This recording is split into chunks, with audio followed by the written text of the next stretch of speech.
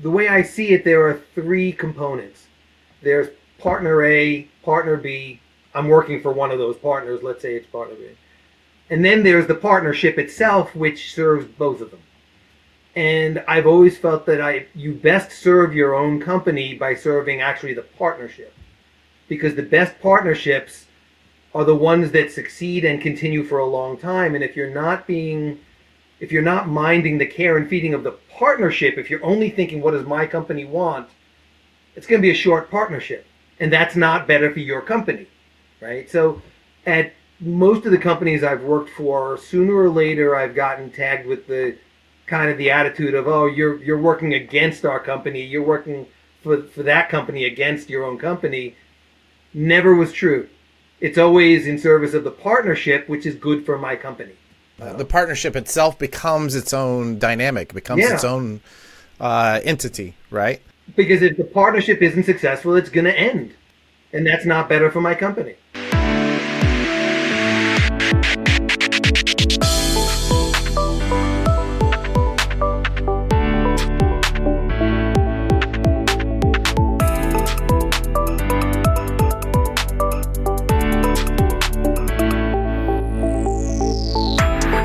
This is Comic Industry Insiders, my weekly opportunity to talk to the people behind the scenes of the comic book industry, the people who shape how the comics industry works, the people you probably have never heard of, but how they can teach you something that you can take to your business or career in comics. And man, this week, do I have a live one. This is a real one. Before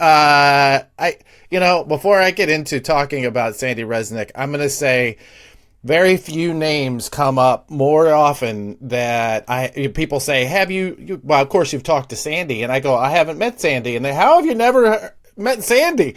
And so we finally met and realized we have to do this interview.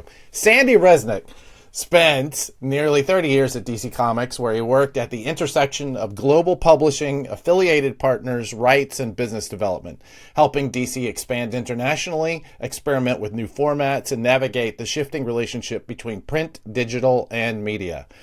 In 2022, he joined WEBTOON, initially building and leading their rights function, and more recently focusing on content strategy and acquisition, helping bridge legacy comics IP, creator-driven storytelling, and one of the largest digital comics platforms in the world. Go look at what the last valuation was. It's mind-blowing. Sandy brings a rare perspective, someone who understands the long arc of comics publishing, the realities of rights and licensing, and what it actually takes to adapt storytelling ecosystems to new audiences without losing that thing that made them special to begin with. All right, I've been looking forward to this one. Friends and neighbors, Sandy Resnick, welcome to the show, my friend. Thank you. How are you? You make me sound awfully good. God. Appreciate it. You did that to yourself. I mean, you did all the work. All I did was just research. And you did most of the research, too. I will say, of the guests that we've had, very few have sent me the kind of background that you did, and I was very much appreciated. So there you go. Appreciate it. I mean, the thing for me is I'm very much aware that I'm a behind-the-scenes guy. Yeah. Editors, publishers, marketing, sales, everyone knows them. No fan comic reader ever needs to know my name. Well, good, because I have done seemingly everything I can to drive all the fans and comic readers away from this show. Like, it's like a big old barrier. No reading of comics here. Can I ask you, I'd like to start off with, just something that isn't quite the meat of what we're talking about just yet, but can you explain to our audience what I just explained to our son, who's 11, who has his mother is an art teacher, and we were trying to explain the image of the pipe that is so predominantly right behind your head. It's a great lesson, and I think I would love to hear you give it to see how well I did. Well, so the classic French image is, this is not a pipe, written in French, which right. I don't speak, so I'm not going to butcher. But the idea is that it's an image of a pipe, not actually a pipe. But this is not that. This is Plastic Man.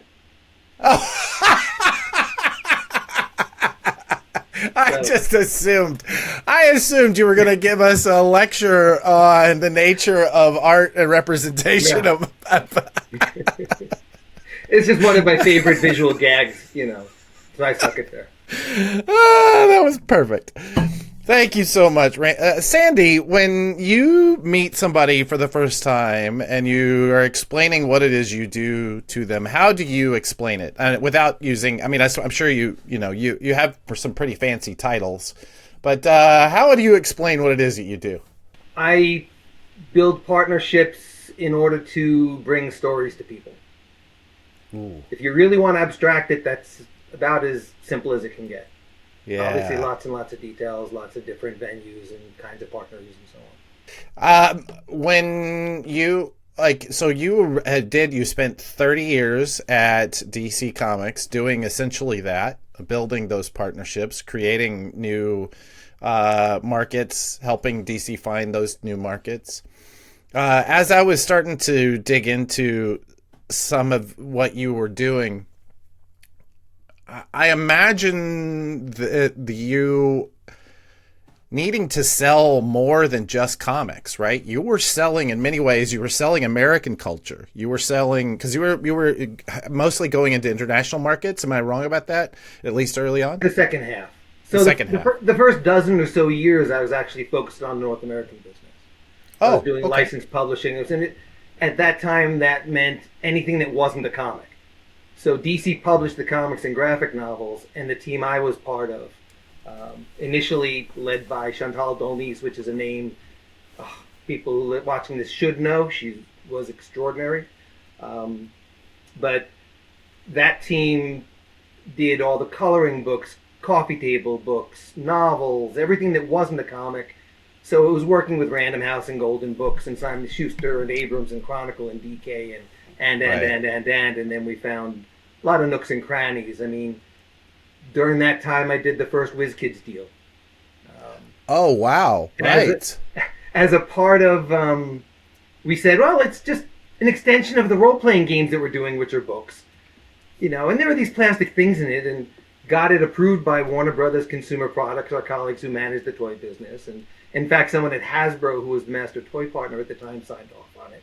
And then we went and did the deal. My only bad luck was, it was 1993, I think? When the Sam Raimi, the first Spider-Man movie came out. So they announced their Marvel deal before they announced my deal. Oh. But you can't fault them. I mean, you had a Spider-Man movie here. Yeah, that's true. That's very true. I remember as a comics retailer, we moved so much WizKids product. No, it was right. Man. Yeah. There were days where our back room was just full of those little booster packs, and you were like, I don't know. Oh, hey, I just realized you're responsible for my kids. My first son's stepfather. We met him because he was our coach. He came and taught people how to do WizKids, and now he's married to my ex-wife. Okay. There you go. That's I don't know how you were responsible somehow for all of that. Well, that was the whole reason we did it. So I'm glad it worked. Perfect. I appreciate that. So during that period, then your job basically is to look for the places that superheroes aren't, right? I mean, it's got to be a big piece of that. Sure. I mean, I want to be really clear. I mean, the earlier we go in all of this, the more I was part of a team that was led by Chantal or some other folks, and certainly by the editors like Charlie Kochman and so on, who worked with them. Over time, obviously, I elevated and was more autonomous and took the lead on more and more things. But, when you go back to that early days, we built DC Online. I mean, that was the first online forum for a comic publisher or of any of the Warner Brothers units. Right. And Chantal led that, and I was proud to be part of the 3 or 4 person team that put that together. And to this day, Dan Jurgens has his email address, because he had to come up with one to do a chat from the floor of San Diego Comic-Con for 0 hour. That's how he got his email address. And I'm proud of that, you know? I mean, Yeah, you should be. you know, these quaint little things that we look back years later and go, oh, wasn't that adorable? We had 750 people in a chat room because William Shatner, who wrote one of our Star Trek graphic novels, you know, was the guest. Yeah. At the time, that was a huge number. We were so excited. 750 people in the chat room now, of course, doesn't mean anything. Yeah, it doesn't really mean much. I was we were talking about my son learning to type, and I said that I learned to type because of chat rooms. Like you saw an opportunity for a joke, you had to be really fast to be the one who made that joke. Yeah. Well, that is fascinating. Can you tell us about Chantal? Because I'll be honest, this might be the first time I've ever heard her name. So Chantal was head of business affairs and international in, I think she got there in the mid to late 80s. I'd have to go back and look at the actual date because I got there in the early 90s. And she took over the international and then business affairs and was involved deeply with Paul and Jeanette with some of the advances they made in creator deals and royalties and such. She built with, again, Paul and such, actually, they kind of built Warner Brothers Publishing and then handed it back over to Warner Brothers Consumer Products at the same time, in parallel to building up the DC licensed publishing team, which I was part of at that time. And then hired a bunch of editors, some of them mentioned, and did just extraordinary work. So Chantal now is, she's back in Amsterdam where she came from before she came to the U.S. She's retired now.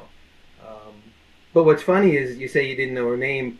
Neither had I. So, I mean, the way I got to D.C. was my local comic shop, Jim and Laurie Wanser in Wantagh, Long Island, at the time. Yeah. And they helped me connect with a couple of people at D.C., Bruce Bristow and Bob Ruzakis. And Bruce forwarded my resume to HR. Fine. And Bob walked down the hall and handed it to Chantal because he knew she was looking to hire someone at that level. And I get a phone message, a message on my machines. Hello, this is Chantal. And I listened to it like 1,000 times and I couldn't understand what the hell her name was. What was her last name? You've said it before. I didn't. So her name is Daulnis, lowercase d, apostrophe, uppercase Aulnis. Chantal Daulnis. Actually, her full name was the Baroness Chantal Daulnis de Boroughy. She's a titled Baroness. Whoa! No joke. Okay. Anyway, she could command a room. She just walked in and she owned any place that she was. Anyway, so I called DC and talked to the person who picked up the phone, who I found out later was this lovely woman, Bernice, who was a receptionist for years. And God bless her, I had the phone number and she went down the whole directory. There were about 80 people at DC at that time. And she found the number and then read back to me and spelled the name for me so I could return the phone call. Oh, bless her heart. That's wonderful. Yeah. Oh, that's very sweet. So you were in Wantagh at that time? Is that right? Well, the shop I used to go to was Wantagh, Collector's Comics. Okay. It's not there anymore, unfortunately, but it was a great place for a long time. Yeah. I just moved to Long Island in July, so it's very odd. It's definitely a culture shift for me. You had mentioned that you're not too far from the shop I used to bike to. Oh, yeah? Which one? So when I was a kid, my parents didn't know where I biked. Of course not.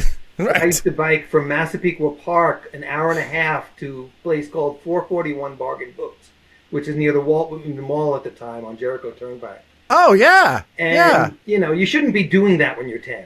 But, and that was where I bought my first ever back issue. I paid a princely sum of $1 for Marvel feature #1 with the Defenders. That was the first back issue I ever bought. You're going to appreciate this. One of my second comic I ever bought with my own money. I got on my bike and rode to the Ridgemar Mall, because I was in Fort Worth, Texas, and bought it from, I can't remember the name of the store, but it was owned by Bob Wayne at the time. And I'm sure you told him that, back then. He insists that his life would have been better had he figured out if he'd run over that kid in the bike. Yeah, And that's that sounds like Bob. it sounds exactly like Bob. That's incredible. So when you think back on working with Chantal, I want to go back to because again, she sounds like it. I mean, the idea that she was a baroness. I want to hear the story about how she got there personally. Ask Paul Levitz; he'll tell you because he hired her. Okay, I will. All right, I'm going to ask Paul. I'm going to get Paul Levitz on here just so I can have that conversation with him. When you look back on that interaction, you said that you had learned so much from her. Is there a big takeaway if you could hang on to just one? I don't know that I can boil it down, but I think just I watched her creatively look at what was out there, what could be out there, what should be, and really bring a sense of both imagination and practicality to it. More of it was just learning by watching and being part of the team and part of the group. I'm always curious about the people, right? I mean, we all have those kind of touchstones that we go back to. Especially when we're trying to figure a problem out, it's always just easier to say what would they do in this instance, The last 15 years I was there is when I ran the international publishing business. Right. Okay, great. Excellent. So you moved into international publishing, which is licensing, essentially, right? Mostly, yeah. Not entirely, but mostly. What is the distinction between publishing and licensing? The transactions mostly were licensing transactions, but I guess what I mean is I wasn't doing the international toy business or I wasn't doing the international apparel business. I was doing international publishing business. Gotcha. I guess that's the distinction. And then there was a point where the management sliced the rights differently because for many years DC did all of its own publishing regardless of what the format was. And then there was a point where they finally handed all of the things that weren't comics over to our colleagues at Warner Brothers Consumer Products, the publishing licensing team there. But at that point then what they did is they said, okay, you and your team do things that are comics, subsidiary rights in the comics, and you do it globally. And they're going to do all the things that are not comics over there globally, rather than separating it out in a different way. And so that was where frankly, that's where I did the Sandman Audible project, for example, because it was derivative of the comics, and no one at Warner Brothers was thinking about audio at that time. They were later, but not at that time. So let's. I saw the Facebook post where you kind of told that story a little bit. I'd love to hear more about how that come about. And I'll tell you, I had this meeting with a young man yesterday who was trying to get into creating audiobooks around comics rights, and I was able to kind of give him just my understanding of what that legal navigation is, because it's not straight ahead. So tell me about why something like that Sandman audio drama, because it was an audio book, but it had a full cast and the whole thing. Tell me about what are the challenges in getting that together? At the time that I put that together, that was, I want to say 2017. So every year, Neil Gaiman and Dirk Maggs, the maestro producer who does the greatest audio you've heard, period. Okay. We did The Death of Superman with him and Nightfall, and he did a bunch of others. He later did Spider-Man and X-Files and just Aliens and a zillion other things. He's the one who shows everyone how to do it. And at that point, though, audio had moved over to Warner Brothers Consumer Products, along with the rest of non-comics publishing. And Neil and Dirk would every year do a show for the BBC around Christmas time. And so it was around Thanksgiving, and they would announce this year's show is going to be blah, blah. And it was that year, I think it was a Nancy Boys. And this fan in Germany tweeted back to him. This is a tweet from Neil. He tweeted back to him, gee, I thought it was going to be Sandman finally. And he wrote something like, yeah, gee, I guess we're going to see your old high school essays before we see a proper Sandman. Or hear a proper Sandman. And Neil's answer to that was, yes, because I owned those other things. Basically meaning, I own a Nancy Boys. I can do what I want. I don't own Sandman, so I can't make that happen. Or just, I don't own that. To which my response was, oh, hell no. Here's the thing. When you're at a big company, there are a lot of moving parts and things get sliced, sometimes in ways that make perfect sense, sometimes in ways that maybe they don't. But I always felt really strongly that the way our company is organized shouldn't get in the way of something happening that should happen. So I took a screen cap of that exchange on Twitter and sent it to, at the time I was reporting to John Cunningham. I was like, John, oh yeah, if you'll let me make this happen, I can make this happen. And John said sure, and then Dan and Jim said sure, so I got in touch with Gerk, who said, yeah, if you can make it happen, I'm in.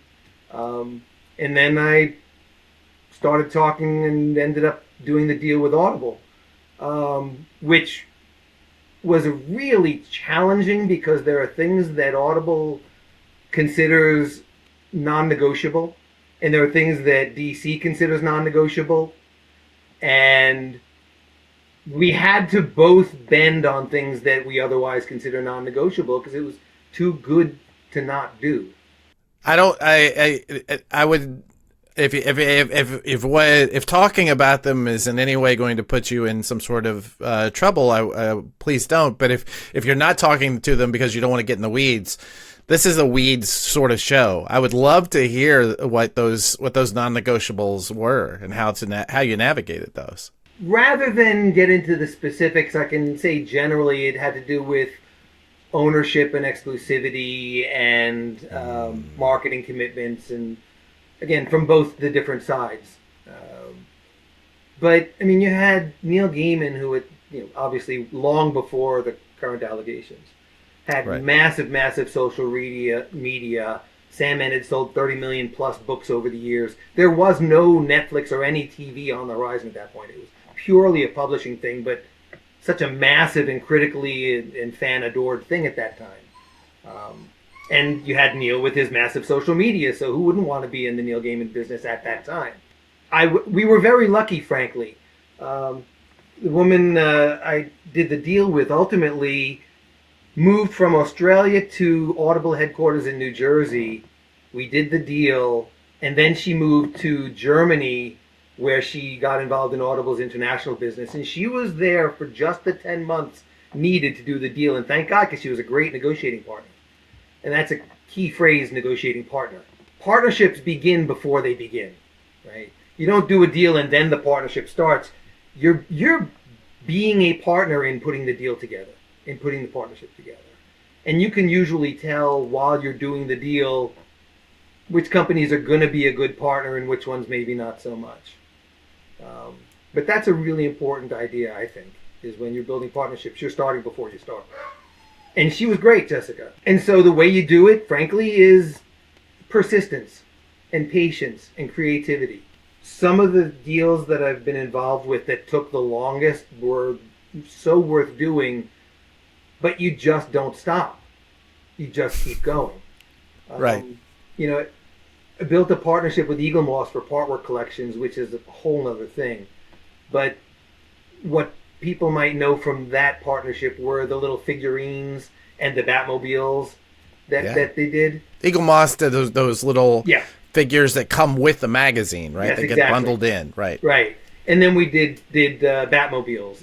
That took a lot of work to get done, both from the Mattel and Warner Brothers consumer product side, to make sure we had a format that they were comfortable lived in a complementary way alongside with their toy and vehicle deals, right? Because you don't want to step on that.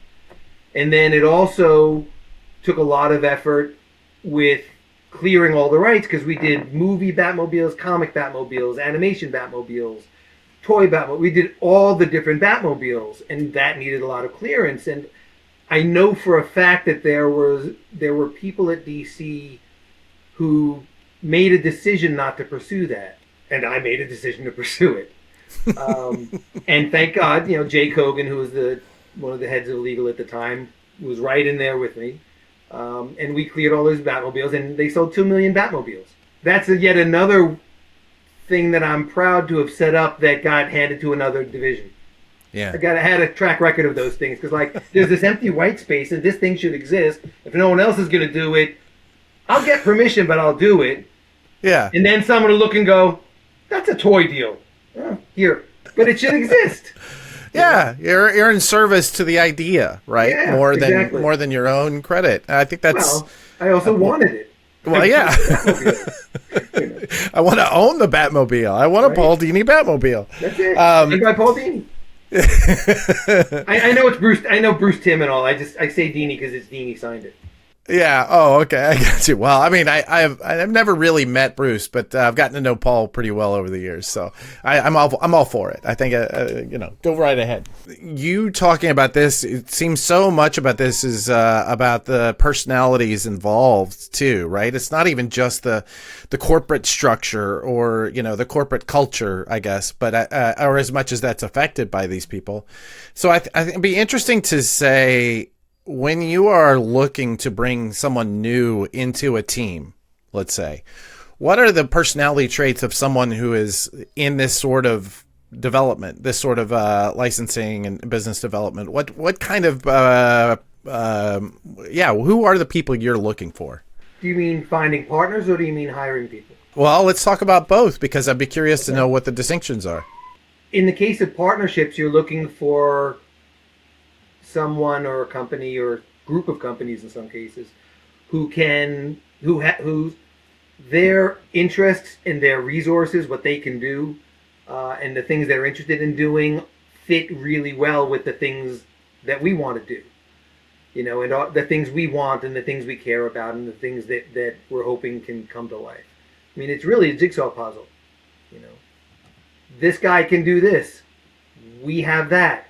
We need this, so we put it together in a way that both get out of it what they need. And actually, that's the other piece, which is the way I see it, there are three components. There's partner A, partner B. I'm working for one of those partners. Let's say it's partner B. And then there's the partnership itself, which serves both of them. And I've always felt that you best serve your own company by serving actually the partnership. Because the best partnerships are the ones that succeed and continue for a long time. And if you're not minding the care and feeding of the partnership, if you're only thinking, what does my company want? It's going to be a short partnership. And that's not better for your company, right? So at most of the companies I've worked for, sooner or later, I've gotten tagged with the kind of the attitude of, oh, you're working against our company. You're working for that company against your own company. Never was true. It's always in service of the partnership, which is good for my company. The partnership itself becomes its own dynamic, becomes its own entity, right? Because if the partnership isn't successful, it's going to end. And that's not better for my company. As far as hiring goes, obviously, I mean, there are some just basic traits. Someone who's a self-starter. I don't need to stand over them saying, do this, do this, do this. Someone who has curiosity is a hugely important. You have to be interested in the world and in people. You have to care. I don't know if I would have been a lousy real estate broker because I don't care about real estate. I love comics. I care about comics. So I'm pretty good at this part of it because I love comics and I care about comics. And I'm curious about, that's how I got to WEBTOON in the first place, was talking to the print publishers we worked with in Korea and saying, what's going on here? And they said, oh, there's this WEBTOON thing. This is going back 10 plus years at this point. Print is not doing as well here because everyone's going to this digital WEBTOON thing. And I was like, this is awesome. We have to do this. I was able to do some things in Japan and Korea because I had a fair amount of autonomy in that area. And then it took, 5 years maybe to drag DC into it. To be clear, it wasn't me alone at that point. It was part of a group that brought DC into the WEBTOON world. But it started with me, and I was in the middle of it. And that's because I was curious what's happening here. And then the creativity of, okay, how can we do something here being DC as opposed to, another company? So I want curiosity is so important, and creativity if you've got it. And then there's something that I don't think I've heard other people articulate, but to me was always critical, which is having the judgment of knowing when to come back and talk to me. Like, go off and do your thing, but when you should be able to know when there's something that your boss is going to want to know about or hear about or have an opinion about or check in on. Because as long as I know that you've got good sense about when you're going to talk to me, I don't have to worry about chasing you. I know you're going to come back to me before you get into trouble. And as the boss, your job is to give your people whatever they need to get their work done. And maybe it's instructions, maybe it's training, maybe it's a tool, some software or a computer, maybe it's a kick in the ass, maybe it's a shoulder to cry on. It can be anything depending on the person and the moment. Whatever it is they need at that moment to get their work done. Maybe they need to be left alone. I don't know. Maybe they need time. Whatever they need, that's your job to figure out what it is. What are the indicators, right? I mean, KPIs obviously are the things that we all have those numbers that we watch, but Sure. like, what are the indicators that somebody needs that help, even if they're saying, no, I got it, What do you look for? I don't think the KPIs tell you what they need, but the KPIs can be an indicator that they do or don't need something different than they're getting at that moment. I think it goes back to the same thing, because the people you hire are your partners, and you've got to care about them as people. You have to be curious about them as people. You have to be sensitive and aware of them as people, because that's how you get things done.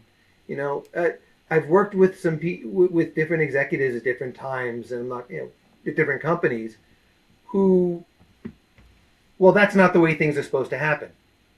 Yes, I know that's not how things, but the world doesn't always work the way you think the world should work. And that's when those personal relationships matter. If everything's going the way it's expected to, yeah, you can get away without a deep personal relationship. What matters is when you've got something, when the ball takes an awkward bounce. That's when the personal relationships matter, and you have to have that relationship before you need it. Or sometimes you build those relationships during those moments of trial. But the same is for the people who are working for you. They have to know that you care about them, that you have their back. So they have to trust you as a leader, that you're not throwing them to the wolves and you're not going to abuse their trust and put them in a bad situation. And then it's just being around people all the time. You get a sense of when something's right or wrong. I mean, obviously, you don't want to be intrusive into people's personal lives beyond where they are comfortable. But if you work with people day in, day out, you're chatting. And you find different people have different strengths. There's someone who worked for me at DC who worked for the people before and has worked after. And there are times that the way he was being applied to the business, I don't think suited his strengths. And when I was overseeing the group, I had him doing something that, in my mind, I think the people who worked with us at the time, it was perfectly suited to his strengths and weaknesses and who he was and how he worked. And he did great. And I think that's part of it, is, the right tool for the job, the right fit for the person, all that. Again, what's the fit? Sometimes you need someone to do something they're not good at. You got to solve that. And maybe it's with a different person or a different team or training or who knows what, but you watch for that. Is it going smoothly? Sometimes you have to just change your whole business. I mean, one of the biggest things I did, one of the big things I did at DC was I voluntarily unraveled, a multi-million-dollar business that went to my budget, because I thought the way that the company as a whole was approaching this business, which I inherited at the time, didn't make any sense anymore. Like, it made sense when it began, but it was like 20 years after it had begun, and it didn't make sense anymore. The world had evolved. And so it's like, if we stop doing this segment of business this way, and you do it over there that way, we'll make more money and we'll have a much easier time of doing it. As a company, I mean. And I just had to trust that they wouldn't give me grief for the hole in my budget, because it was making more money there than I was making here, because that was the better way to do it by that point. But sometimes that's the solution, is change the business you're doing. I want to get into the WEBTOONs portion of your career a little bit, but before we do that, before we leave the DC land, I went through and looked at who you worked with while you were there. The people that I've known that you've interacted with, or people that I've known of who have been really interested in. And you mentioned one of them. So what I'm hoping for is just to give some quick hot takes, if you don't mind. I give you a name, and you kind of give me, the bullet behind them. Yeah. Or if you got a story or something, I'm not going to stop you. But you mentioned earlier John Cunningham. John is incredibly smart, knew everything about publishing, and I liked working under him a lot better than I liked working with him from a different group. I liked working for him a lot. Didn't love dealing with him as much when I was in a different group from the one he was running. But I think he delighted in that. Not me specifically, but, I think he enjoyed being loudly right. Yes. I think that's why him and Bob got along so well for a while, Yeah, you know what? That completely tracks with my relationship. You mentioned his name, and I mentioned him earlier, Bob Wayne. One of the fun things about my tenure at DC is I think I might hold the role for having worked for more different bosses while doing essentially the same job. Because they just didn't know what to do with my group, so they moved it here to here. It was business affairs, licensed publishing, business development, brand management that reported to Cheryl for a while over there, reported to legal at one point, reported to sales, reported to, I forget where after that, then back to sales. So Bob and I were colleagues for a long time, and then at one point, he was my boss also. And by that point, I think he'll deny it until the end of his days, but I think he respected me enough by that point that we worked together really well.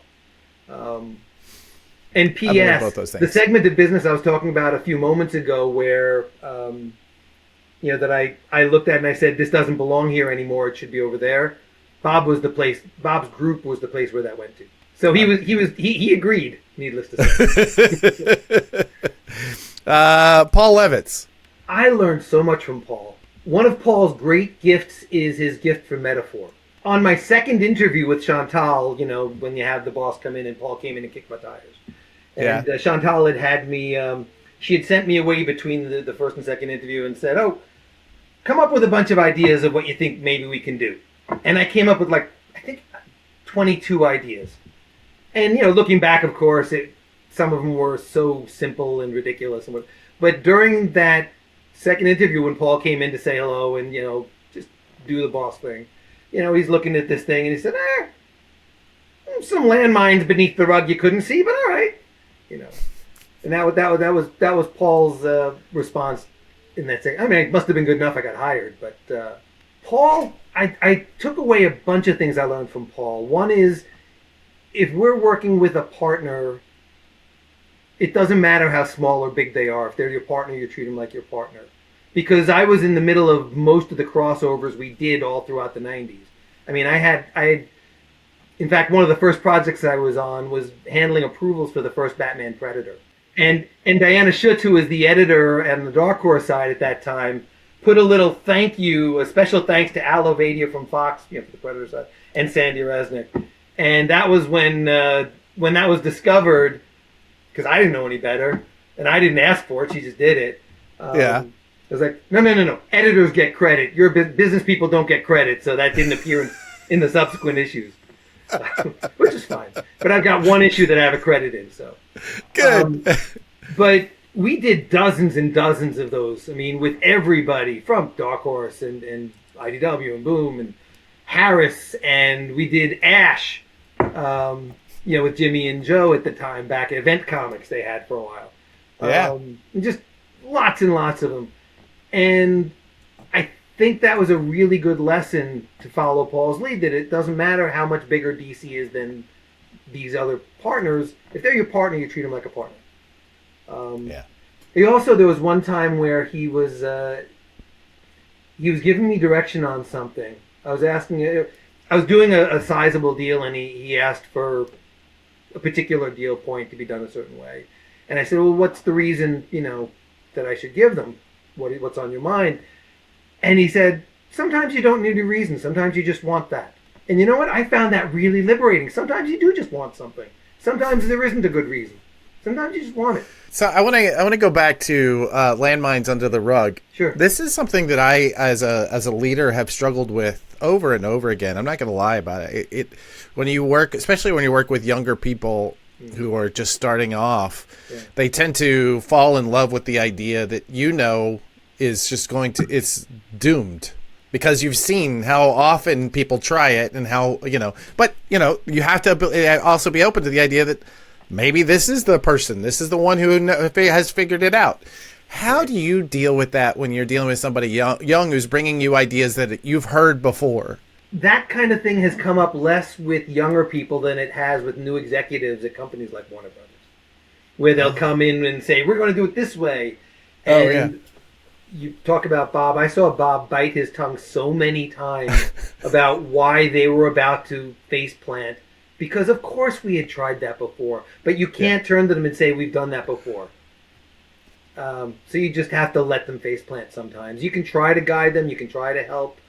I dealt with that a lot on the international side because there were times when there were things the company wanted to do that those of us closer to the front lines understood that's just not going to work.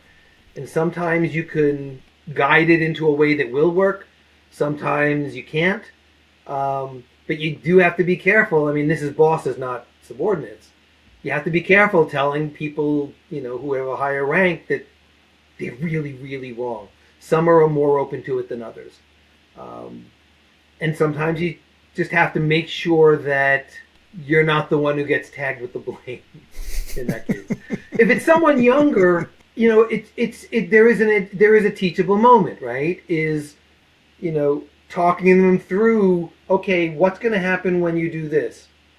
Okay, and then what's what's the step after that, and what's the step after that? And eventually, if they are bright enough, they'll see the issues that you're guiding them towards. And sometimes they won't. I mean, you don't want failure. You don't want them to fail. You don't want the company to fail. But at the same time, there's only just so much book learning someone can do. You learn by touching a hot stove, and you don't touch the stove again. There are gentle ways to do that, but mostly I try to just educate, And it's funny because that, not that same way, but in a different way, does come up in the work I'm doing with WEBTOON now. So these days, I'm focused on bringing comics onto the platform.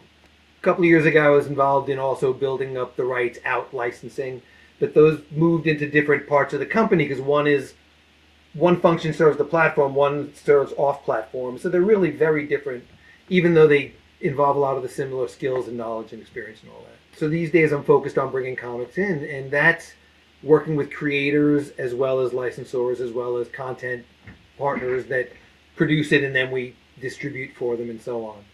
And WEBTOON has obviously a lot of creators who are very experienced, some who are on their third, fourth, fifth series with us, or their sixth, seventh season of their series. So we've had some that are very experienced and know what they've been around a while.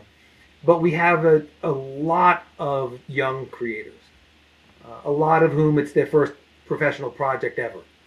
And in that context, the editor decides what they want to green light, and my job then is to go talk them through the business and work out the terms, and a lot of that is education, not only negotiation. It's really more education because at that stage, I mean, I've had creators who have responded to the first outreach and says, "This is great! I'm so excited. Can I talk to you after finals?"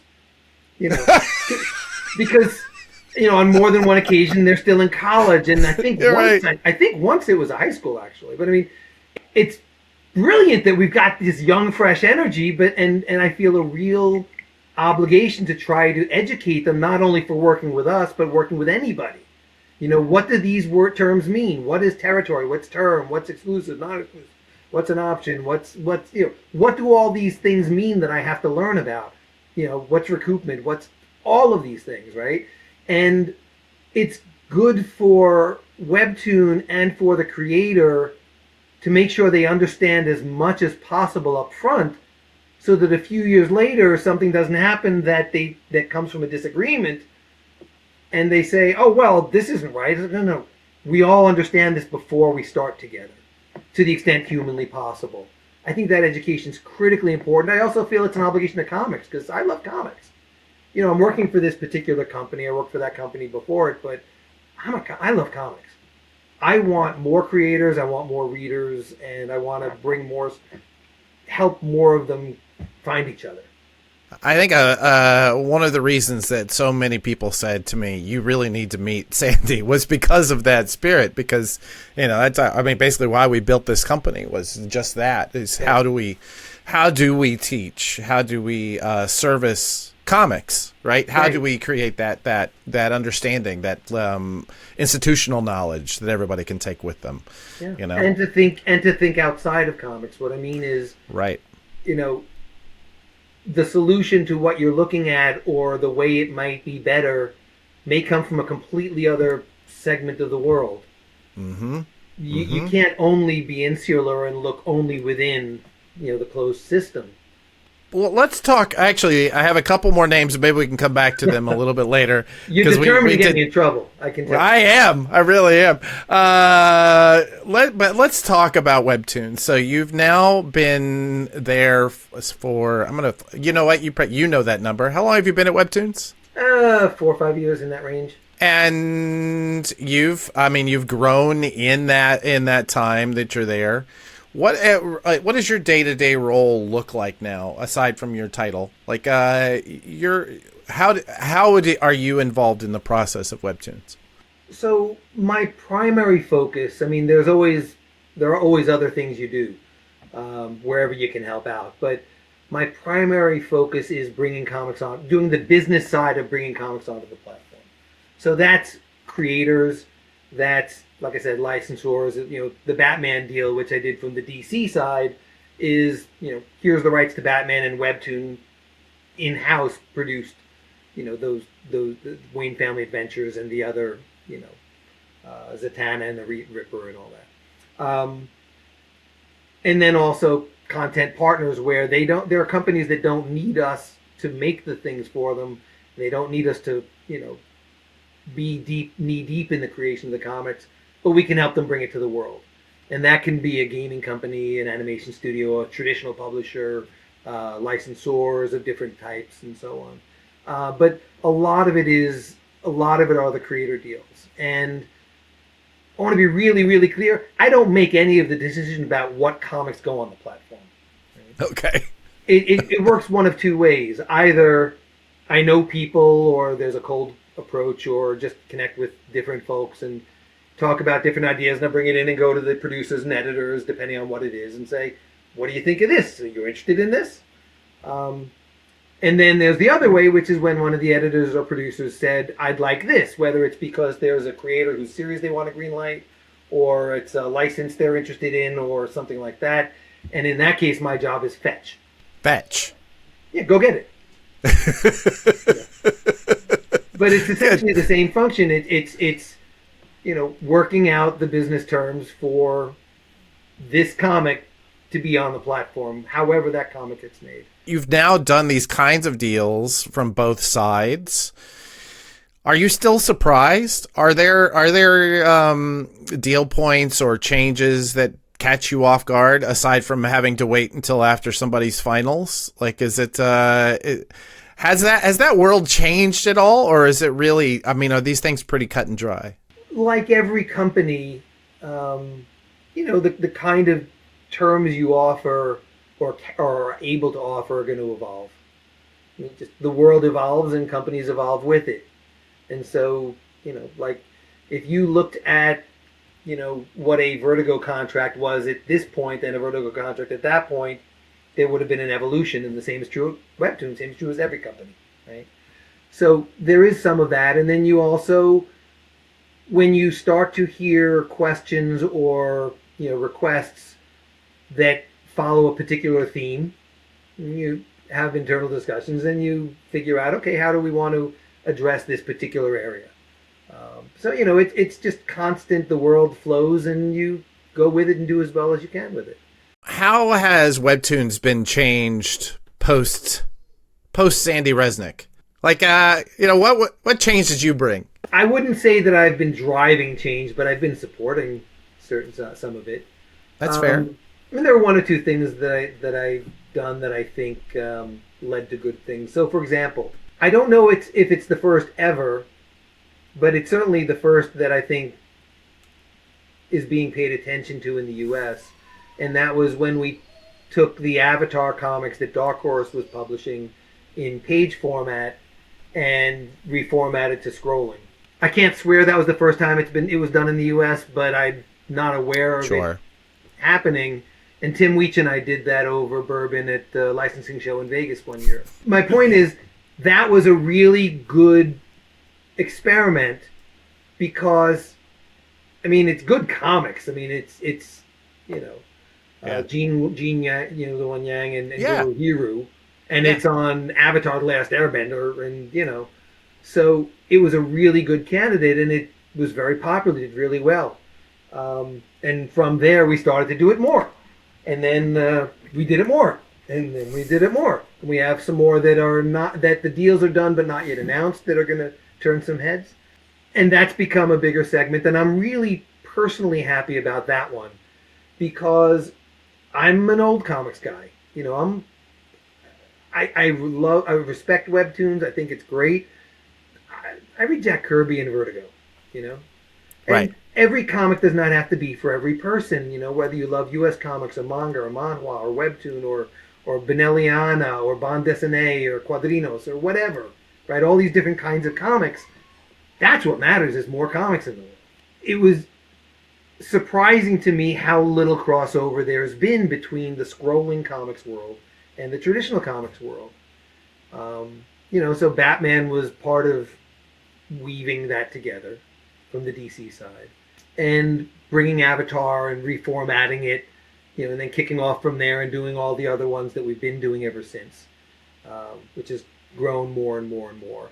Because I want to both lead, Webtoon, one of our principles is to offer as many different kinds of comics as we can to serve readers, as many different kinds of readers as we can, right?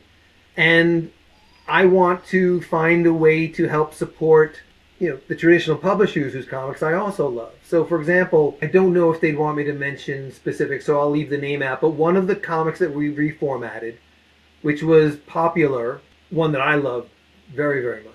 I was talking to the head of sales for that company who told me that, yes, they saw a distinct rise in their Amazon print unit sales when we hit a certain level on Webtoon with their reformatted to scrolling. And I'm not surprised by that at all, but I was delighted to hear the confirmation of it. Maybe this is what I'm missing in this whole conversation about digital, because I've been approached for working with, or, maybe making deals with different digital platforms, and all of them, I'll be honest, kind of leave me flat. People that I really genuinely like who work in the, kind of for digital comics platforms. We had Kenny Myers on here, who works sweet, right? A lovely human, but there's nothing about digital comics that gets me excited. The idea of scrolling through pages just, I don't know, it doesn't work for me. And the idea of doing that sort of scroll through panels, that comicsology panel by panel doesn't work for me either. And maybe it's just me, and that's entirely possible, right? You say, Jack Kirby and Vertigo. But I guess the question is that what we're missing? Do we need to just be converting to the thing that we're doing anyway, which is the vertical scroll? No, absolutely not. What I mean is, everything does not have to lead to one place. Webtoon has an enormous readership, and frankly, dwarfing the print publishing business. But it's a particular style, and it's largely a younger audience, Gen Zs mostly, and some older. And as the platform's been around a while, the readers who started are continuing to get older as well, which is one of the reasons we're serving up some of the, things like Beneath the Trees Where Nobody Sees and Hickman's Avengers and all that, because they're just good comics. And, they might play to an audience who hasn't seen them. And that's one of the things that I love about bringing together the traditional comic world and the webtoon world is for the benefit of both communities, exposing readers to the stories and the stories to the readers and the creators behind those stories and the publishers in the process. And it's a dirty little secret. Don't tell anybody, promise, right? I don't read a lot of webtoons. And that doesn't matter because not every comic is for everybody. Not every movie is for every moviegoer. Not every book is for every book reader. You read the things you like. And that's fine. Thank God there are lots and lots and lots and lots and lots and lots and lots and lots and lots of people who love reading webtoon scrolling comics. There's a certain personality, especially in our comics world, that doesn't like hearing, yeah, that's okay, it's just not for you. Not every comic is for every person, but there should be a comic for everybody. 100%. That's it. 100%. Yeah. That's it. Yep. And that's that exactly being said, I'll tell you one to go look at called "Don't Read This." I'll tell you that the plot and the direction it's going isn't exactly to my taste, but what I found absolutely breathtaking was the way the creator moves the camera. It's black and white, and it is in a stylized form. And so they're able to move the camera around in ways that you don't know what you're looking at, and then you realize, oh, I'm looking at that. And you and I have both read probably hundreds of thousands of comics, and some of them are great, and some of them not so much. And every once in a while, you see something and you go, this is a breath of fresh air. I haven't seen this before. And that series did it for me earlier this year. Whether it's for you or not, it'll make you feel like, oh, this is something in comics I haven't seen. This is awesome. That's the thing, right? That's what you're always looking for. You're looking for either the thing that is so comforting that it's with chicken soup, or you want something that is just completely new, right? Yeah, well, and ideally it's chicken soup with a twist of basil or something that gives it a little bit new flavor. Right? Yeah, exactly. Because, such and such writer or artist has just put their spin on this classic thing. Yeah. Or maybe it's because Alec Holland was a plant that thought he was a man. Which is, by the way, what an amazing take that was. We're in the middle of doing a magazine about comics, and one of the features we're doing is on Swamp Thing. And just what an incredible, anyway. I think DC always had the secret origin, right? You had the origin we all knew, and then years later they come back and say, all of that's true, but here are the things you didn't know around that. The electric lightning bolt hit the chemicals and Barry Allen got fast, but here's why that happened. Here's the character's name I forget, did it. Or I think the one that ranks up there with the anatomy lesson, frankly, is the way Jeff Johns explored all of the different color rings and how they got their power and interact with each other. Yeah. And again, the key piece is it doesn't negate anything that went before. That's a problem I have with the second Wicked movie is it violated that rule. I don't want to get a bunch of people angry at me, but you have to tell the secret origin in a way that lives perfectly with the original origin. And the anatomy lesson and the different power rings are two of the top ones in my view. Well, and the way that Jeff really, I remember when those books were coming out, how there would be a page turn that was just like this huge moment. But only if you had 20 years worth of knowledge in Green Lantern. But for those people, it was the biggest thing that had happened all year. Yeah. You also had Ivan Rice, don't forget. One of my favorite artists of the modern age. So you saw this, right? You saw this movement in Korean comics and you saw the growth of webtoons and you decided you wanted in on that. Where do you think American comics lost the thread, or if we just not gotten there yet? What makes you think American comics have lost the thread? How are you defining American comics? Traditional American publishers, I will say, have not yet found the same success in digital that other countries' publishing has, right?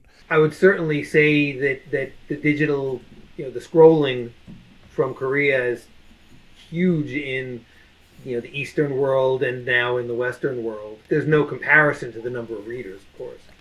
Here's the thing. It depends on how you define Western comics, right? So I grew up as part of the rock music generation. And it never occurred to me that rock music wouldn't always be the popular music. But here we are, and hip-hop is the popular music, and rock still exists. There's a lot of great rock music made, but hip hop and associated forms are really dominant, right? And in comics, you have, American comics have given way to manga in terms of commercial dominance. But I don't think it's an accident that the growth of manga in the West, which had a lot of reasons. I mean, anime streaming and, every teenage generation wants to find something that it calls its own, right? Yeah. Not my parents' comics or not my parents' music. I don't think it's an accident that the growth of manga in the U.S. has been paralleled by the growth of U.S. graphic novels for young readers, Smile and all the stuff Graphics is doing at Scholastic. And you can even go younger if you do the Dogman thing. I mean, that's become a huge segment of the comics, and I think, again, it's partly generational. Trends grow and they coalesce into tipping points, and that's when you define this generation now believes this and that and the other.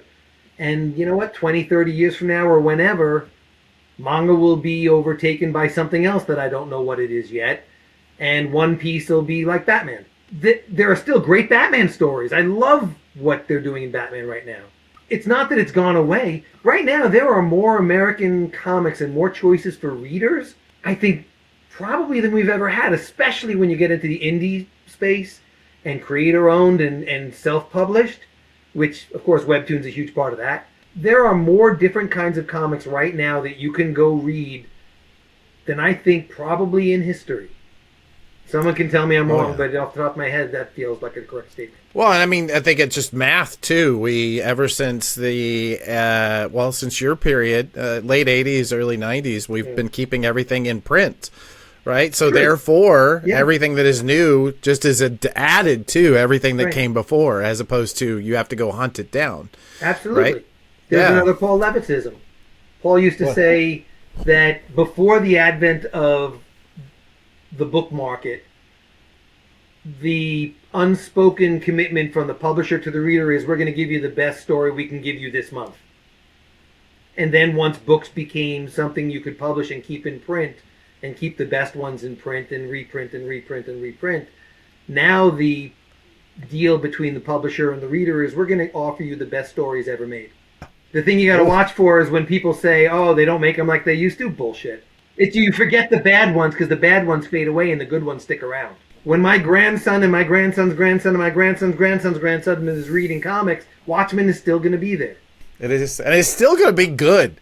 That's what kills me about that book. I have it up here on this this lit thing that it was probably around circa your time. It's still an incredible read because they were so intent on trying to make something that was the best it could be. I can't speak to their intent because I wasn't in the room, but I'll just say they did make something extraordinary. And a lot of creators did, and that was a fertile time. Yeah. I remember what came out around that time, not only from Alan Moore and Dave Gibbons, but you had V for Vendetta, you had Dark Knight Returns, and frankly, one of my all-time favorites, Ronin. So about Frank Miller, I think Ronin is too often overlooked as a missing link that fused the styles of manga, bande dessinée, and American comics. And you hear Frank talk about, he just did an interview that he's got a book coming out, or maybe it's out, I'm not sure. But he's been doing some interviews, and he did one where he was essentially he was almost apologetic for Ronin, and I thought, man, what a that's the thing that should be hanging on to. Right? The only thing Frank has to apologize for is always being so damn late with the last issue. Fool me 8 times, shame on you. That's yeah, pretty much. But so I go back and I disagree with your premise. Western comics are as varied and wonderful now as ever in history. I do not disagree with that. I think that there's just frustration that we've always felt like digital could have been like this, I don't know, escalator, like this thing that just, multiplier, and it had never quite became the multiplier that I think everybody on the publishing IP side. No, I agree. I mean, it's not like video entertainment where the advent of VHS and then DVD and Blu-ray and opened up a whole nother truckload of money for Hollywood. Yeah, we had these things. They went on to this other channel, and wow, look at all this money we're making. Or, when the music industry went from vinyl to cassette to CD, and then Vinyl killed again. itself by going digital. So. Well, but that's part of it, right? You know, the reason I wanted DCs to be on WEBTOON, you know, and I was able to do a couple of things again in Korea and Japan before we formed the group in the U.S. You know, with Bobby and Marie and the team that put together the U.S. program, was we wanted to reach the younger audience. We wanted to reach it where they live. Where do they live? They live here. Not everyone lives near a comic shop. Guarantee you they're inches from this every minute of their waking life, right? You know, you talked about Comixology and the panel-to-panel navigation. To me, that was always a way of making this round peg fit this square hole, right? Yeah, yeah. And it worked okay, but it wasn't perfect. Whereas WEBTOON, ironically enough, which began as a forum before smartphones, it actually was a desktop thing first, but with the advent of the smartphone, found its perfect vehicle and perfect expression. It fits the vehicle. The form factor is perfect because that's how everyone navigates everything on their phone. And there are certain storytelling devices that work better in scrolling and certainly work better in page view, page format.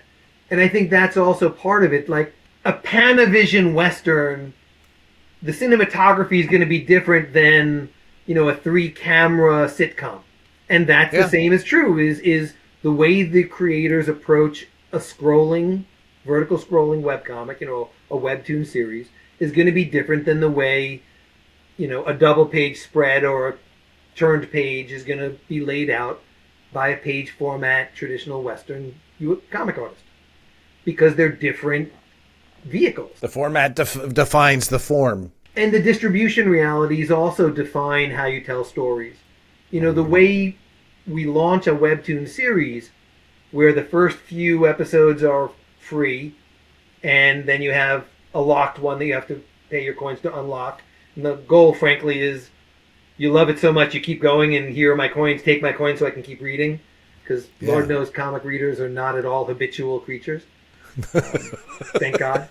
And then over, you know, each week another becomes free and another, comes out behind the, that's locked, that you continue to pay your coins to keep reading ahead, right? But because of that dynamic, the way you structure your story and you structure the introduction to that story has to be tailored to that. Because it's not like buying a novel where, I paid once and I bought a novel and it's 300 pages and I can take however much time I need to get into the action.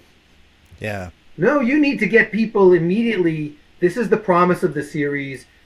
You got to immediately know who the characters are and hopefully like them or at least be intrigued by them and want to keep reading about them. You have to land on, if not a literal cliffhanger, then something that pulls you, say, I want to read the next chapter. I would argue, at least in traditional publishing, I would argue you need that on the page one. Like you need that almost that cliffhanger that gets you to page 2. Just because, you know, the cover gets it off the shelf, page 1 buys it. But that's in the store. Yes, that's in the store. You want someone to open it and be at least to say, okay, I want to buy this. Mm-hmm. But that same dynamic I just described does apply to the stapled issues, right? You have to finish that issue and hopefully someone will go to the next one. You know, the thing I always loved is that, you know, artists sell comics, and that's true. Obviously, the art is what catches your eye, and the storytelling is the combination of the writer and artists. But you go to a convention and you go to a publisher's panel, almost everybody are asking questions of the writers. What's going to happen next for the character? Yeah. Or how did this character blah blah, or this story point blah blah. So, you know, the artist, in my view, attract the eye, but it's the way the story is told that gets them coming back. You know, it's again, it's both writer and artists are involved in that. I mean, I'm not short shrifting either one, but if you think it's only art, you're not paying attention because it's story and character that bring people that draw people in and want to keep coming back.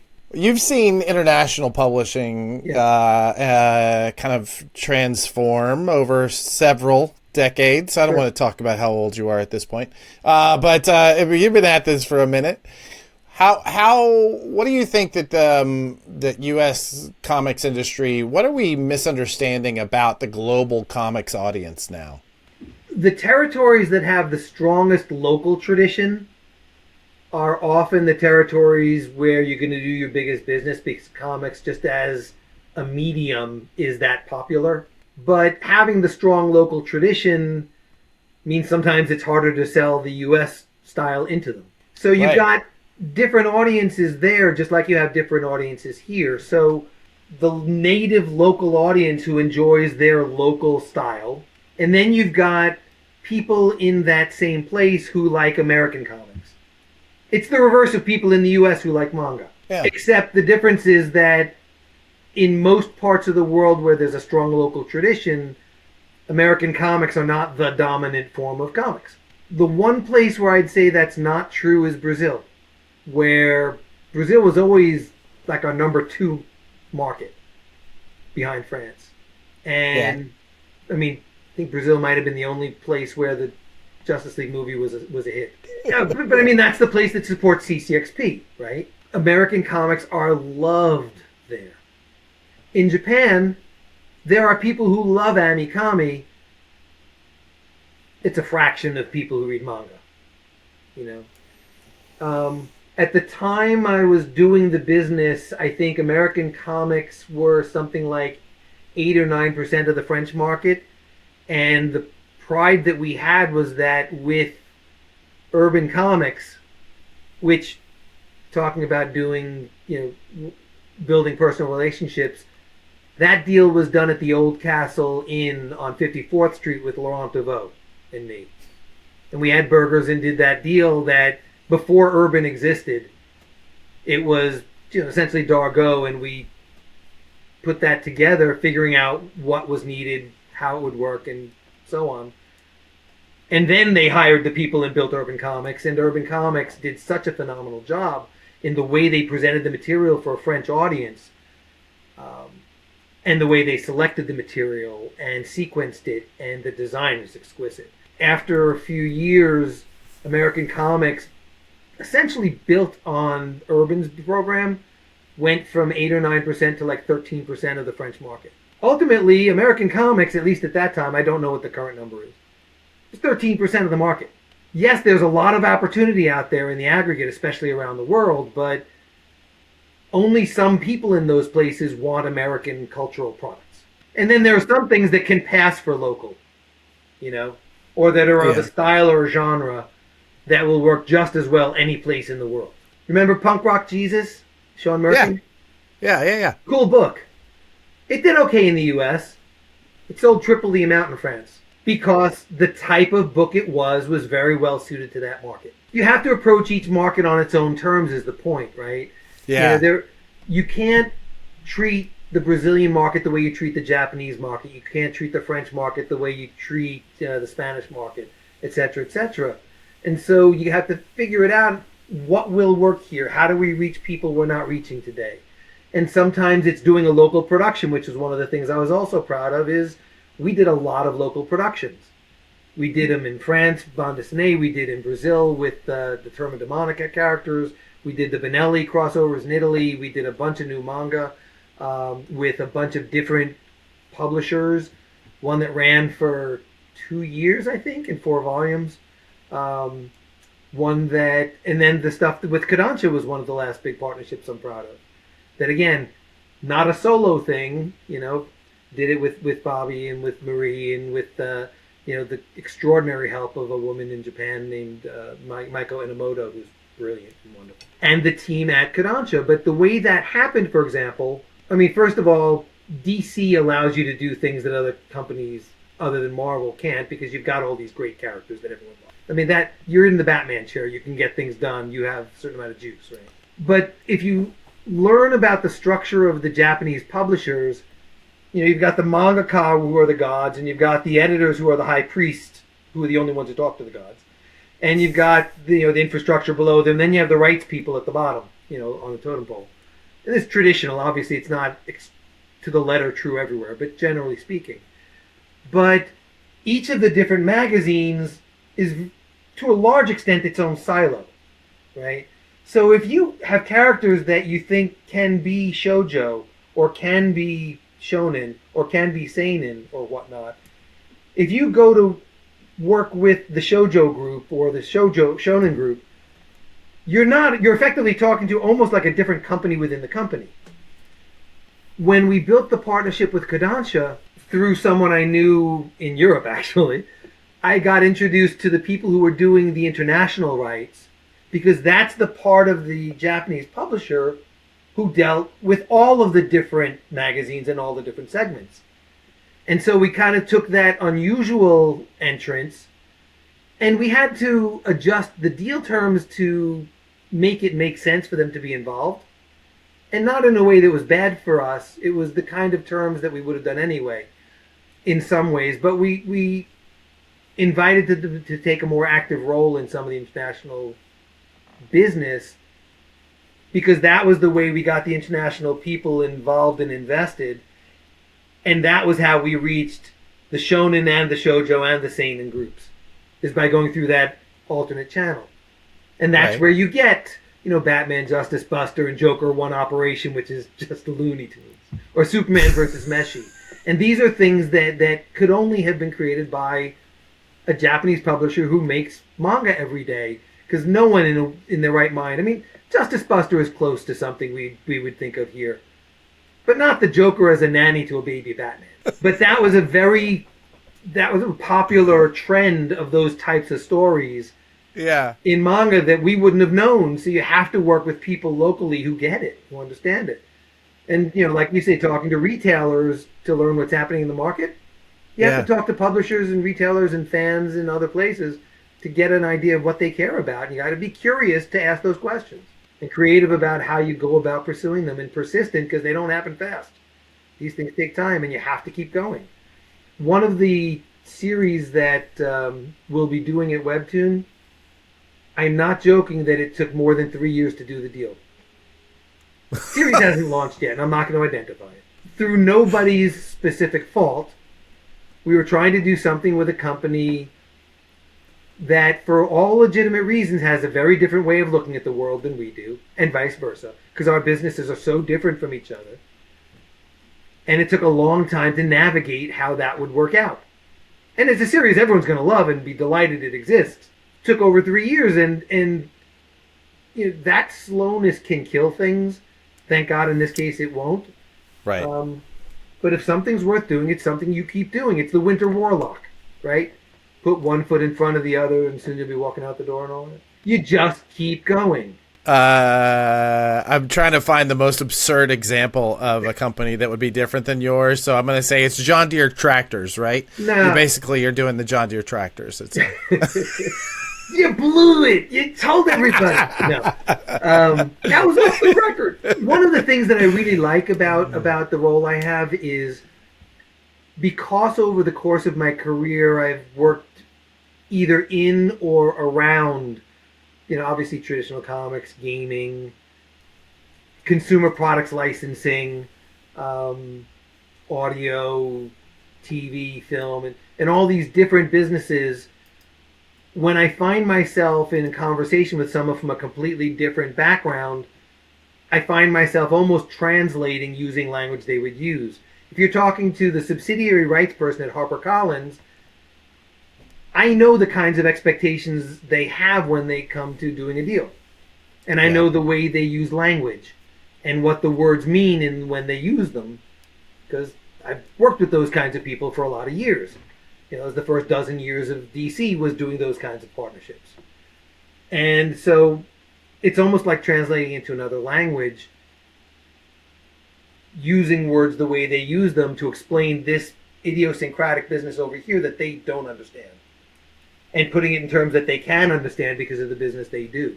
I've said one of the kind of overlays that I see in so many jobs, especially in publishing, but I'm sure it's inside and outside of comics, is this idea of my job is really just as a translator, right? When I was in sales, with working with retailers, my job was to translate what the retailer needed to the publisher, and then to translate what the publisher's goals were to the retailer and how it would fit them. And I noticed the editors were doing the same thing with the creators. It's just essentially the same conversation. It's just translating back and forth because they speak different languages. And it's ultimately comes back to education. It's explaining to the people you're trying to work with, here's why this matters to my company or me. Here's why this is that way. If there's another way to solve for that, great. But and what is it that you care about, and how would you approach this, and how do we fit these things together? But it starts with education of, tell me about what you're doing and what you're trying to do and what you're trying to solve for. Because if I can help you solve it, great. We're going to shift a little bit, kind of turn our eyes to the future here at the end of our conversation.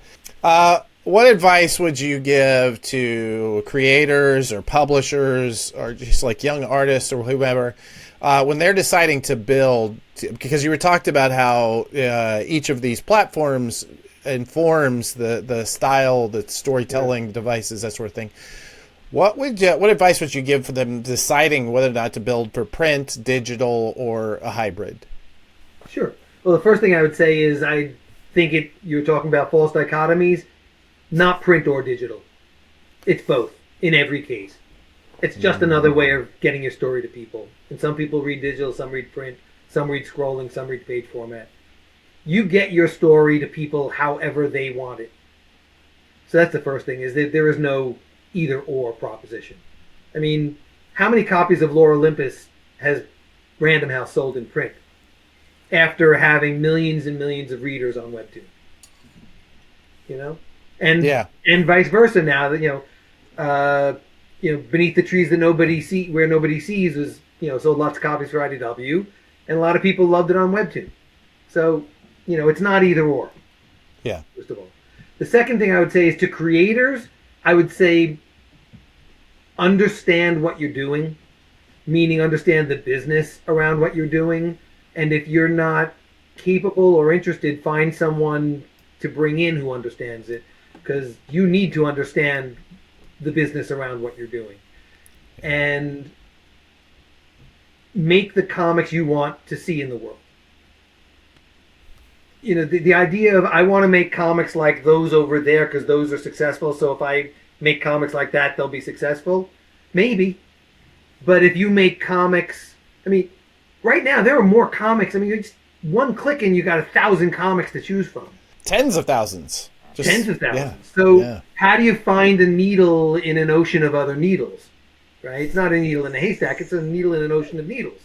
Yeah. And I learned that metaphor from Ragman #1, by the way. Go back and read where they hide the mattress full of cash in the junkyard, right? See, it's all about you, a fan of comics.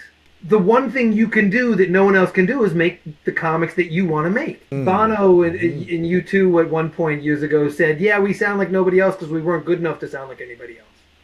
And maybe that's true, maybe it's just being glib, but the point is when they came on the scene, they didn't sound like anybody else. And you should make comics that feel like your comics, that feel like you. And ideally, other people are going to like them as well. You'll find the audience that's going to be with you. The other piece is you have to figure out how to promote them. Whether you are a Big 2 creator or an indie print creator or a WEBTOON creator or you're doing Kickstarter. Tom Cruise is paid partly to act, but he's paid to promote the movies he's in. True. And the same is true for musicians, and the same is true for comic creators at this point. You can make the greatest comic in the world, a phenomenal writer, phenomenal artist, but you've got to build a social media following. Otherwise, you're shouting in a forest and the trees aren't falling, right? I always talk about like the distinction between that. All of us that are creating content of any kind, we only have two jobs: make it as good as you can and find the audience for it. Right. That's it. And those are different skills. So sometimes you need to work with other people to accomplish them, because sometimes what makes you great as a creator is not what makes you great as a social media figure. Do understand that there are things you need to do. I mean, and if you want to go beyond Kickstarter, great. But understand then, you're not making your money as a creator. You're making some money as a creator and some money as a publisher. Yeah. Because there are a lot of things that are going to fill up your day that have nothing to do with creating comics. That's not a bad thing, but you need to understand that that's the case. Yeah. Be clear about what you're doing and how you're spending your time, and focus on the things you're great at or that you want to become great at. When I left DC, I added up. I realized I had been at DC for more than 10,000 days. You know, you have the Malcolm Gladwell 10,000 hours thing. Right. Yeah. You know, so I sailed past 10,000 that. days. Hopefully it meant I got okay at it. Put your time into the things that no one can do but you, and find partners or companies or someone, maybe it's even another creator, who can do the things that you don't want to do or aren't very good at. Network, talk to people. Don't believe everything you hear, because sometimes people don't know what they're talking about, although they speak with real certainty that they do. If you don't get it from the horse's mouth, keep a little voice in the back of your mind that says, maybe this is true, maybe it's not. Because I'll tell you, at DC and at WEBTOON both, it's amazing how many people on the outside think they understand how things work on the inside, and they are so completely wrong almost every time. Yeah, I believe that. The people who make comics, no one gets into comics by accident. You get into comics because you love comics. If you're going to just try to make money, there are a lot better ways to make money. At the companies, as you know, no one makes comics to get rich. I know a couple of people who got rich, but they're the exception. You get into comics because you love comics, or if you're a creator, because you're going to make the comics one way or another. I'm not a rock star. I still write songs and play because I can't not write songs and play. I'm just not making money at it. And if you're going to try to do it to make a living in this creative field, on whatever piece of it, understand what you're doing, where you fit in, what you can bring that the next one can't, and hang in there, and also understand that you may or may not make a living at it. You know, the same way people put their music on YouTube or on Spotify, and a couple break through, but there are an awful lot that don't. There are an awful lot of people who are SAG members who are not making a living at acting. Well, and I think to your earlier point, I think that there's a little bit of creativity and a little bit of iteration that comes with trying to figure out what that is. Like, what is a professional musician today? It's very different than it was when you and I were kids, right? Sure. They were recording artists, or for a while they were, video recorder. They would make music videos. Now, if you're not touring, you're not really a working musician. So those skills have shifted, but they shift because of the people who show up and who can keep showing up and trying new things and finding new ways. 100%. This has been a wonderful conversation, Sandy. Everybody who told me I should be talking to you was absolutely right. So I'm going to say thank you to all of them right now. Is there anything in particular you wanted to talk about that we didn't cover today? Probably. I'll remember in 5 minutes. Okay, good. You call me back. We'll start recording again. We'll fire it up again. We'll clip it in. How can people find you? And more importantly, what do you think people should do if they are ready to jump into, say, a WEBTOON's platform? 2 things. One, I'll take the second one first. You getting started with WEBTOON is the easiest thing in the world because we have this enormous open UGC area called Canvas, user-generated content, meaning you don't need us to pick you. All you have to do is make your comic and upload it. Writers write, comic creators create. Make comics. If you want to make comics and upload it and make it available and find a readership, and hopefully the readership will find you and you'll build a crowd, the same way that my old bar band did at Dakota Rose in Amityville way back when. You do it long enough, you get better, and people discover you, and it accretes. So, you want to be a WEBTOON creator?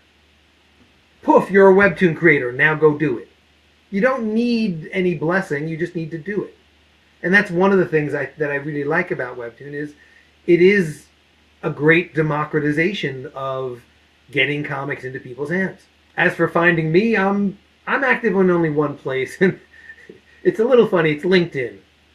And the reason I'm only active there is because I just got fed up with every other social media platform, and I have the tremendous good fortune that my personal interest and my professional interest are like the Venn diagram is a circle. So I go on LinkedIn and I post the things that I would have posted on any other social media anyway because I'm interested. Comics and movies and music and books and films and distribution and tech and the stuff I'm interested in. And it's grown to the point where it's funny.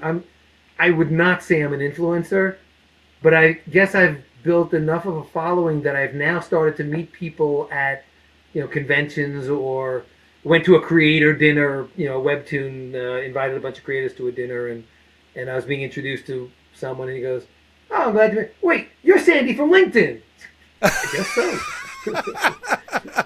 So that's the best way to reach me is there if you're interested. I don't link with everybody. I get a lot of requests for links, and I don't tend to link with people that I don't know, but I usually will answer messages.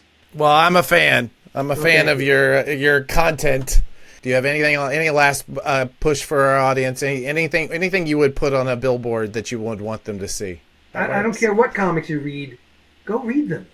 That's it. I don't care where you read them. I don't care how you read them. Comics will make your life better. Thank you, brother. Thank you for doing this. Thanks for having me, Adam. Looking forward to seeing you.